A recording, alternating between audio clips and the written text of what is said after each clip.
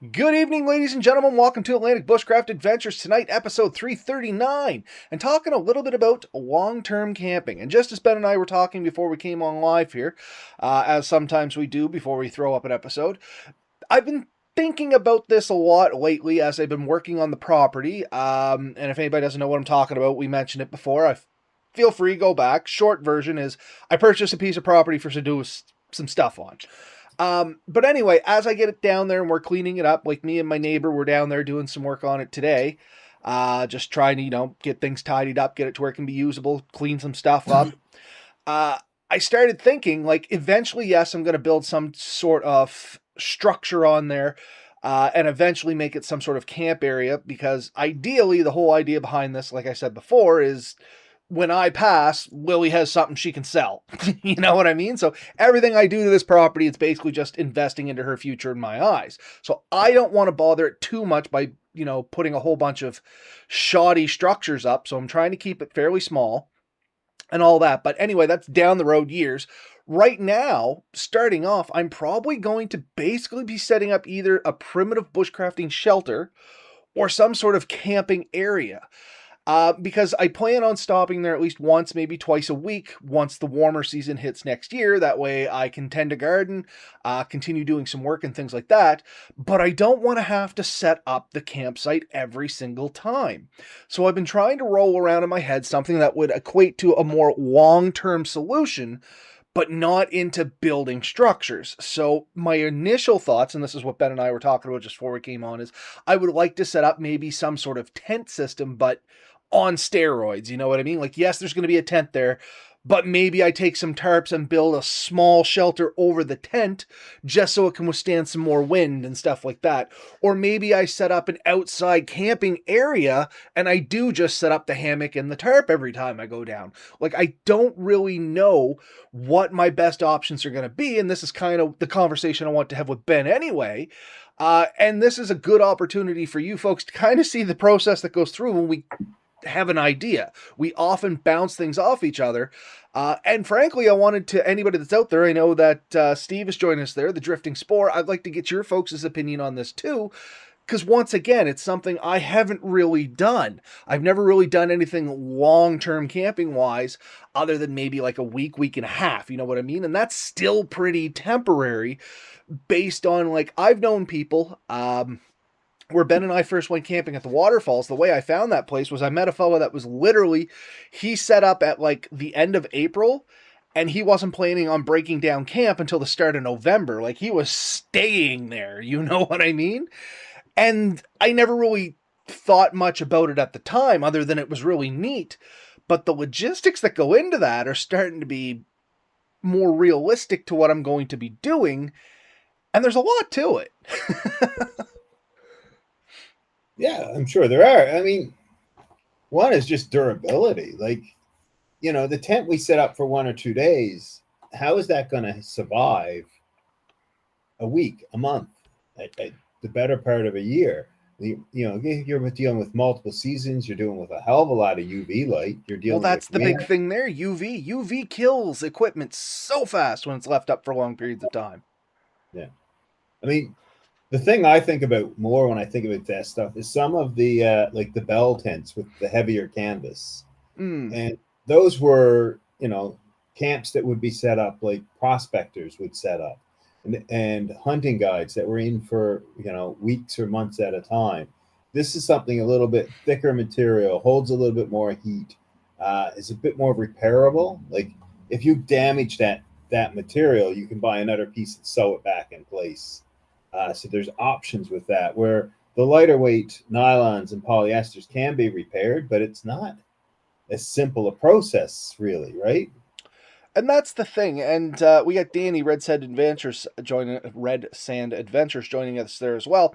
And he asked the question, have you looked at the cabin tents? And much like Ben was saying here, I have looked at a couple different things. Like, I went like Ben did. I thought canvas tent with like a tent stove in it, because in those canvas tents, the larger ones, you can put a pretty good sized stove in it and you can make it pretty semi-permanent. But it still is at the mercy somewhat to the elements, especially high wind. If I was going to be staying in it like night after night, maybe more often being there than not, I would be a lot more faithful into that, because realistically, the idea is I stop in on Monday nights on my way to the fire department beforehand to tend the garden, and then I just stay there afterwards, and any daylight I have left, I can work on the property. And then I just go to sleep, wake up the next morning, head off to work, and then just back here to home come Tuesday, and I stay here until maybe Friday night, and I'll go down for, I'll go down on Saturday or something like that. The idea is 1 to 2 days a week. So more often than not, I will not be there. I would love if somebody has experience with those tents and can tell me if they're set up, will they hold up left unattended and, I don't want to say unmaintained, but let's say very laxly maintained. Well, I mean, most of them, or the ones I've had some experience with, people use lumber as the supports and beams for that. So the strength that you're dealing with is way stronger than, carbon fiber or fiberglass rods, or even steel, like the steel poles that are thin, right? They're built for lightweight. A lot of these bell tents, when people go in, they cut down a few spruces, probably 4 or 5 inches on the round, 10, 15 feet long. You either make like a teepee, you can make different shapes. The other thing that comes to my mind as you were talking about it is yurts. A lot of people have gone to yurt option, but it's a similar thing. You use a heavier canvas as your external wall. And if you think about it, if you've impregnated it with wax and oils, it's virtually impervious to rain, to wind, to almost everything. Well, see, this is the other side of that. If I'm going to go this level, now would be the time for me to start looking at the thrift stores and stuff for like old Egyptian cotton sheets, and I can make a whole bunch of iron cloth and basically make a cloth shelter that will be somewhat burn resistant and waterproof. But I would have to start now, because those things are going to have to air dry for a long time to make sure the linseed oil doesn't start to, break down inside it and cause spontaneous combustion. I mean, I've looked in Princess Auto. No, Home Depot is a good place for it. You can buy a thick, heavy cotton/canvas style materials relatively cheap, and it's built as drop cloths. And honestly, you're going to get materials way bigger than you're ever going to get a sheet. So you can get 10 by 20, 10 by 16. There's full walls, and 2 or 3 pieces like that overlapped at the seams by 2-3 feet. Put a bunch of grommets on one end so you can sort of like wrap, shoelace style to the adjacent posts. I think you'd have something that's pretty impervious to almost everything. And maybe that's an option. And another thing that I've been throwing around in my head ever since you put it in there, the foam campers. Oh, yes. The poor man's fiberglass. The poor man's fiberglass. I got looking at one of those. So I would have to make it smaller, but instead of putting it on a tow behind trailer, literally build it on spot as a ready-made shelter. Because once again, it's only going to be, temporary short term, maybe a year. Invest a little bit more into it, build it there, make it super small. The benefit with that is super insulated. It's built out of insulation. I could literally warm it with, one of those oil burners, like the one that I showed you there, like the what's the proper name of those stoves? The convection stoves that you usually build out of candles, but you use the oil wick to fuel it instead. Anyway, it would take nothing to heat it. I wouldn't even have to worry about a wood stove at that point. I could pretty much stay there in the winter with minimal heat, because my own body heat would hold so much of it in. I really wouldn't, I just need to get it to 0 degrees. And then my sleeping bag can basically handle that. It's not like it has to be 20. So to explain this concept, because I don't think everyone necessarily would pick up on this. The idea is you buy, say, 1 inch, 2 inch solid foam board from the, extruded foam board from the hardware store. This stuff is relatively brittle, doesn't bend super well, and isn't known to be super strong. But you cover it in wood glue, and then you iron on canvas material, and then put more wood glue on it. When it dries, you can paint it, and it makes it basically waterproof, um, and it increases the strength exponentially. So what you end up with is a relatively strong board that's fully insulated. 2 inches of insulation, like solid foam insulation, is incredibly good insulation. So if you build a shelter completely out of that, big enough, to sit down in and make a bed, and what he's suggesting is a something you could literally heat it with a couple of flower pots and a tea light. Yeah, terracotta heater. That's exactly what they are. The downside, super light. So good side, downside. Once again, susceptible to wind. I'd have to somehow securely mount it down. But even then, I could just run a basic 2x4 frame on the inside to build off of. Still seal it just the same. Now I have the rigidity of the 2x4s. Plus, it adds a little bit to it. And as Ben said, this was the part I was interested in. Once it's properly glued and sealed, it is like waterproof. Yeah, there's some upkeep on these things, but it's like yearly upkeep anyway, no more than you put into a normal camper. And this is the idea that Ben had with these, was he was sending me some videos on how people were building teardrop trailers for under $1,500. Amazing idea, which makes me think I don't have to buy the trailer. I can make something very similar for probably around $1,000. Honestly, make yourself a solid floor. Mount it to the floor. As long as the floor is heavy enough, it's not going to blow away. You don't have a problem, right? Yeah. And if you're really concerned, run a couple of ratchet straps over the top of it and hook those to some stakes. Yeah, and that's the thing. Like there's ways I can make this better, but I gotta think about it harder and get better ideas. So I'm not really sure which one I'm gonna go down to yet. You know what I mean? Because the idea was originally I was just gonna build a temporary shelter, much like the pallet ones that you see on YouTube and stuff. You get a whole bunch of used materials and you build a basic shelter. I was gonna end up getting one of those tiny little diesel heaters, putting that in there, or a small wood stove. But I thought the diesel heater might be a little easier because I'm going to set solar power up down there. You know what I mean? And that's probably one of the first things I am going to erect down there, is a proper battery hut with the solar panels and all that good stuff, because then I have power there to do other things with, especially the filming, because otherwise I have no way to charge any of the stuff while I'm down there. There was power hookup to the property once upon a time, but when the house burnt down, the pole burnt down, so all the lines were removed. I could get a temporary pole put in, but that's big cash. Eventually, yes, maybe, because it will add the property value for, like I said, when Will goes to sell it. But I'm going to play with the property first, and hopefully I'm going to be around for at least 20, 30 more years, you know what I mean? So I got time. But yeah, otherwise I'm going to have no power. So that's why I'd like to put that in there, because I'm going to use...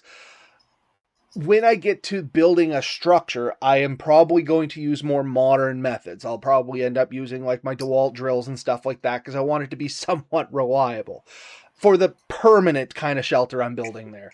I'm still going to do a lot of primitive stuff there, like building some debris huts and things like that, and do some videos on it and all that good stuff. But once again, not with the intentions of them being forever shelters. One of the ideas I had was maybe setting up a bushcraft shelter on one corner of the property and seeing how long I could technically maintain it.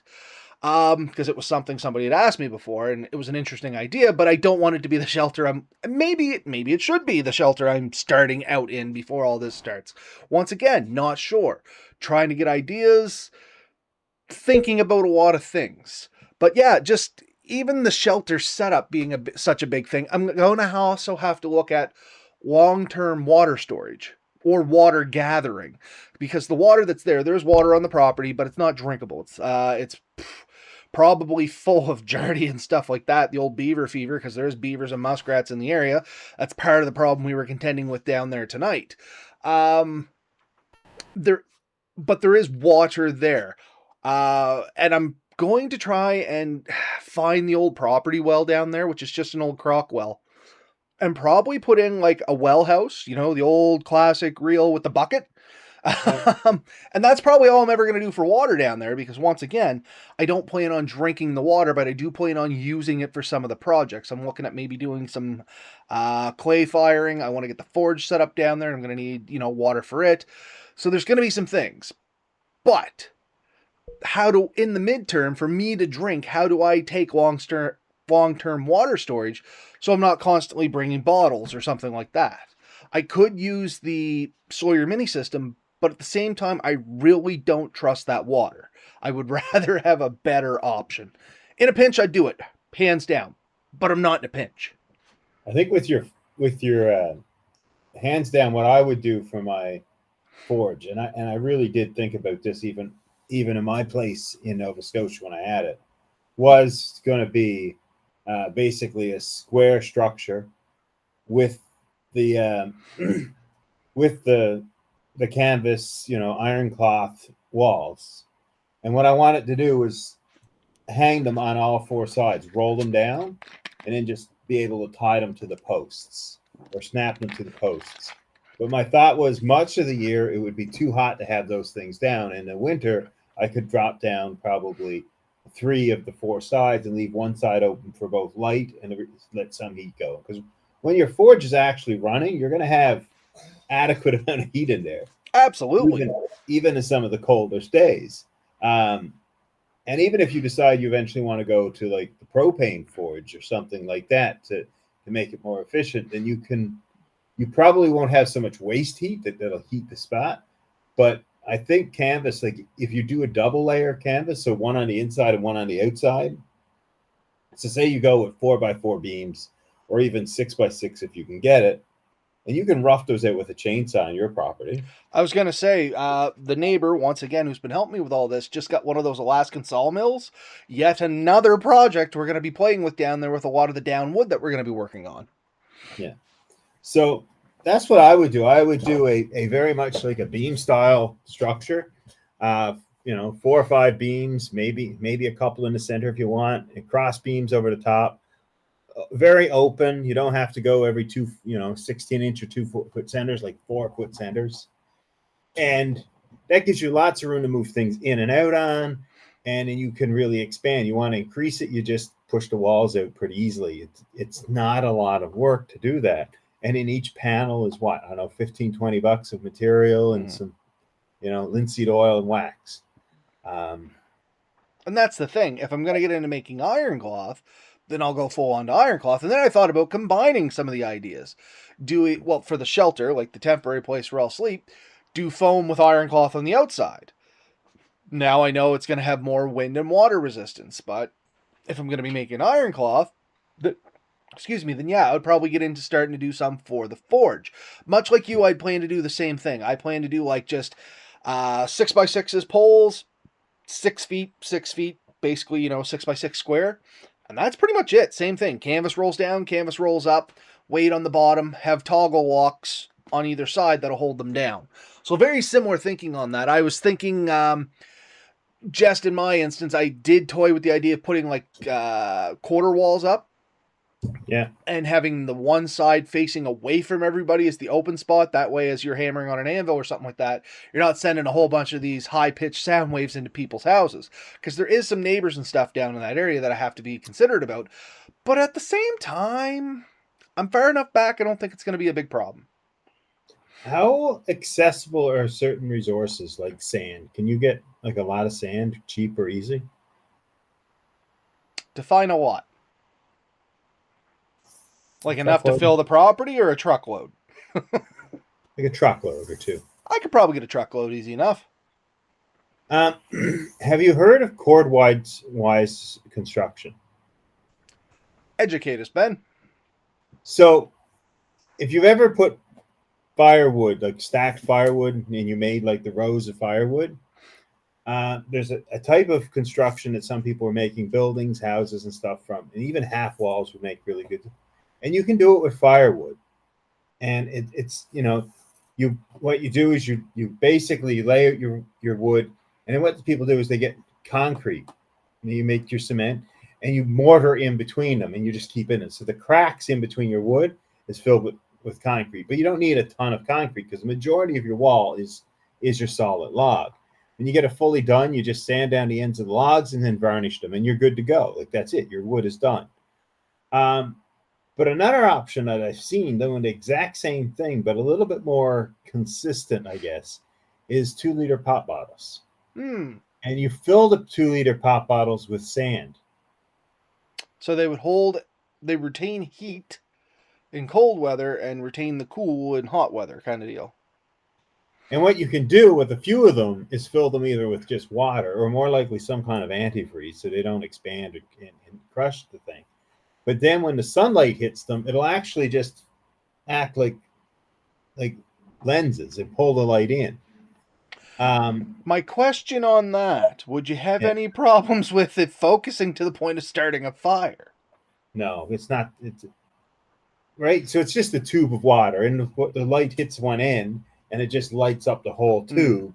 And then on the other side, you either put like your spout end, your hook, your cap ends on the inside or the outside. But if they're on the inside, you can kind of hang things off of them. You can screw things. So you take them off, screw material, like screw it over a piece of material. There's a lot you can kind of do with that. It's pretty, but you know that stuff's the return value on that's what 5-6 cents a bottle. That's a fair bit of volume for when you're thinking of cheap materials. When I remember when I was in Nova Scotia, you could get a truckload of sand, not that expensive. No, I was gonna say probably like I'm thinking 1-ton truckload, which is a big load of sand. Probably bigger than what you were thinking. A couple cubic yards for a couple $100. Exactly. So you get you get your daughter out there with a funnel and get her filling pop bottles, and she thinks she's having a grand old time. And then you take some of that sand and mix with your cement, and you make your mortar, and you just lay your, probably lay a couple of 2x6s or something down to create like a flat surface of the ground.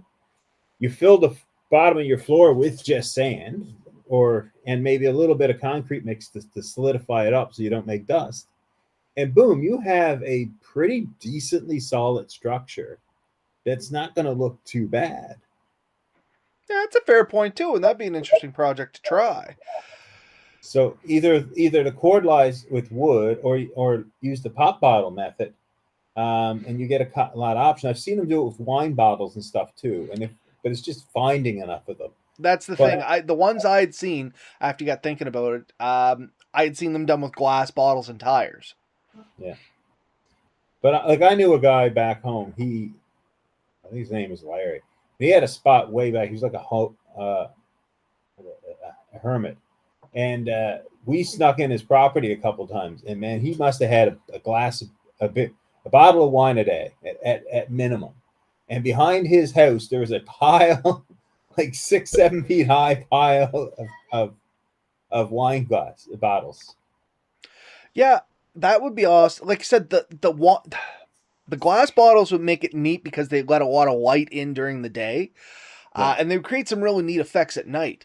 Now, like I was saying with the tires, the way I'd seen that one was like you take your donuts and you just stack them and crisscross them and you fill them up with dirt. And it makes a real ready-made wall too, but on the inside, of course, you have to finish it some way because you don't want that rubber and stuff in. But same kind of deal. Then you also have walls that are like 3 feet thick. Yeah. They're heavy. Usually it's like they do that like chest high or waist high or something like that. Then they do something taller. Yeah. But anyway, the only problem with these types of ideas, and I'm not saying I wouldn't do them, the only downside I see is I am now left with essentially, if I was to resell this for Lily's benefit, a structure that has to be torn down or removed, probably with an excavator. You know what I mean? But it's like, I think it's an easy enough thing. Like you could probably go to any recycling depot and probably give them a thing. Like I'm looking for 2-liter pop bottles with the caps on them. So they understand exactly what you're looking for. And they're selling them to the government for 10 cents a bottle or whatever, right? They paid $5 though. So they're only getting 5 cents a bottle profit. So if you're willing to walk in and take them for the same or a little bit more, probably they would fill the back of your truck up a dozen times over for you for not much more than $30-$40. Yeah, you're probably right, honestly. So I think it's something that's achievable. Like again, the cost of material. Because I look at building, and that's what you're looking at, the cost of building, right? What is your cost per foot of wall or cost per volume? And this is something that, like, even if when you're finished, you could probably just clean out the bottles and resell them. You know what I mean? You could return them. Truthfully, if you're just pouring the sand in, like, you'd only have to break the mortar around them and then just dump the sand out and you get your money back, essentially. And there's not that much material left around them. Like when you think about it, the amount of cement you would need to push in between them is not a lot. So a few truckloads, or not few mixer loads would get you a pretty good sized wall. Yeah, no, absolutely would. And I mean, probably not what I would do, but another way of doing it. Low expanding foam, and just jam a little of that in groups of 4 and then do them in clusters together that way. You could probably do a lot real fast. More expensive, way quicker, much easier. That's what I mean. It would almost make it modular. So yeah, I got a bunch of stuff to think about on that. I don't know how far I want to build the structure. Like I said, I got to think about demobilization at the end of this as well. But at the same time, some of this stuff will be fun to do. Make great video content. Yeah. But it's definitely a material option that I think a lot of people don't think of. And honestly, like I said, we're trying to figure out, how can you do it without investing a fortune? Because then you could easily go out and find a used trailer for, 5-10 grand, bring back and set up, and boom, you're done. Instant, ready to go, oven, heating system. And some of the trailers, they get to a certain age, they tend to leak. Yeah, that's the problem with trailers. The maintenance on them is worse than just maintaining a building. But if you're not moving them, they last a lot longer. Believe it or not, the worst thing you do to a trailer is move it, because every time you're going up and down the road, the whole thing flexes, and all your seams and stuff start to work. So after they get a certain age, that's why a lot of them end up in year-round campsites. It's because you park them and they last a lot longer. You don't have to do as much maintenance to them because they're not being stressed as much. So you find a trailer that is in poor shape and you invest a couple of bucks, and you can just go up there with some there's a couple of like liquid rubber compounds you can just paint the roof with. Mm-hmm. You'll probably not see a leak for years. Yeah, no. And that's a good point too. And I'm not against putting a liquid rubber ceiling on something like a foam structure if I made it. Like, I do have options. I just don't know what the best ones are. I do see we're coming up on our 30 minutes, though. So I think we'll end our conversation there, just in the sake of not running too long. I know Danny and Steve have had some ideas here, and I encourage people to come in and check that out. But I am going to throw this one out to the general public. If you folks have stuck around, another reason I'm trying to keep this short so that we don't run over a normal 30 minutes and maybe get more interaction. What do you folks out there think? Cheap structure that's waterproof and it's not too hard to remove at the end of all of this, because keeping in mind, like most fathers, they're trying to get something ready for their kids, and that's ultimately what this is going to be. But in the meantime, it is mine to play with, and I do want to do some stuff down there and have a lot of fun and maybe teach some stuff to Lily while I'm doing all this. So I'd be very interested in your folks' ideas. Excuse me, in the kind of shelter ideas that we've been talking about here tonight. Or, as always, if you have some ideas on things you'd like to see me do down on that property, definitely throw those comments at us too, because I am starting to build a little list of them there. I think most of them were ideas I had planned on. A couple of them were kind of neat ideas. And yeah, I'm really looking forward to doing some stuff down there and hopefully learning a lot, and maybe, I don't want to say teaching a lot, but telling people what does or does not work. Informing people. There we go. So what size treehouse are you building, though? It's going to be big. Anyways, best of luck with you. I look forward to hearing and seeing some of the stuff you're doing, and maybe eventually getting down and helping you with it. I was going to say, next time you hit Nova Scotia, at bare minimum, take you down, show you. So just a quick update on that, because I do have 1 minute of time left. I have been continuously working at the property. Some things have been cleaned up. The back area that was wet is starting to get cleaned up a little bit. We've walked a lot more of the property, seen the extent of the blowdown. There are some significantly large trees and hang-ups that are going to cause some difficulty. As I said earlier, the neighbor has been helping me. He does have an Alaskan sawmill that we're going to try that hooks up to your chainsaw, and I'm going to try and saw some of the 6x6s and things that I'm going to be using in the forge. I also plan on doing making my own charcoal. I was using some of the clay down there today, and I think I can build charcoal huts out of it. It's going to be a lot. And yeah, Eric, I am going to be doing videos. A lot of the cleanup stuff I haven't been shooting solely because I have a lot of other people coming down. and like government officials and things like that. So I know I'm doing the zoning right, and I know what I can build legally. I still got to do things legal here, even more so because I'm recording it and putting it on the internet. And right now, just with so many people coming and going, I don't want to get. Let's just say the government's real touchy about getting their faces on the internet. So I don't necessarily want the cameras going there, but I have completely informed them what I plan to do with the property, and I am making sure that I'm working with building inspectors and stuff like that to make sure I'm getting the permits and it's all legal, and I'm not stepping on anyone's toes, and I'm not going to cause difficulties for Ben and and I'm not going to cause difficulties for Atlantic Bushcraft. I'm trying to do it incredibly fun, but incredibly legal. So I will have some videos. I am compiling some videos and trying to figure out if I can like snip enough of them out of it to make something interesting. But the reality is it's probably just going to be like splashes of this and that and other crap, and it won't be that entertaining. So for the first little bit, you're probably just going to get some shorts from me. I mean, we need some on our channel anyway for the algorithms. And also, it's probably just going to be the best way to do it. It's not going to be super exciting for the first little while. It's just going to be us cleaning out the property, but I'm still going to try and do a couple time lapses of that just so people see things happening, but not really so much informing. That makes sense? Hopefully that answered your question, Eric. But anyway, yeah, that's it for tonight. Like I said, it was just kind of a thought I was having, and I was going to pick Ben's brain anyway. And believe it or not, the little conversation we had here in this 30 minutes, I have new ideas and new things that I'm thinking of about how I may try this. And maybe that will lead to some of the videos that I'm going to start in. I did see the garage door panels there, Danny, and funny enough, I think I can get a whole bunch of them. The other thing I might be able to get that would be of a great help is metal roofing, which any structure I put up down there, throw some metal roofing on it, and that's significantly more bulletproof than a lot of other options I have as well. But more of that in the future. What about your final thoughts there, Ben? I know I rambled a lot here tonight, unfortunately. No, it's all good. I mean, it is an interesting thing. There's so much you can do with that property. I mean, it is going to be interesting what you do decide to do.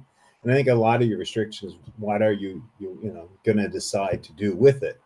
I mean, the clay is interesting. I'm looking forward to seeing what you can do with that.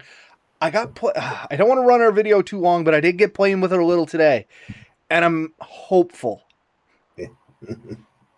So I'm hopeful. Okay. I'll go with that. Anyways, I'm good for the night. Everyone get out there, have fun. The season isn't done yet. There's still time before January 1st. When we have to start a whole new season. All right, folks, we'll talk to you next week. Have a good night.